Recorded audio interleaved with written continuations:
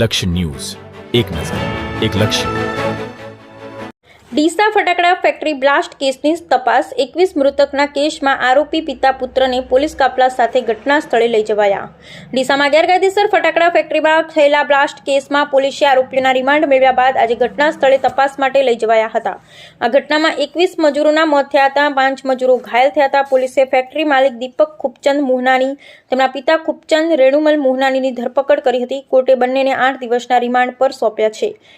આજે શુક્રવાર ડીસા તાલુકા પીઆઈ બીજી પ્રજાપતિ અને બનાસકાંઠા એલસીબી પીઆઈ એવી દેસાઈની આગેવાની વિશાળ પોલીસ કાફલા સાથે બંને આરોપીઓને ઘટના સ્થળે લઈ જવાયા હતા.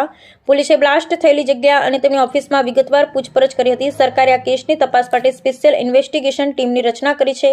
આ ટીમે ગઈકાલથી તપાસ શરૂ કરી દીધી છે. તપાસના ભાગરૂપે આરોપીઓને વધુ પૂછપરછ માટે મધ્યપ્રદેશના ઇન્દોર ખાતે પણ લઈ જવામાં આવશે. બ્યુરો રિપોર્ટ વિજય ગેહલોત.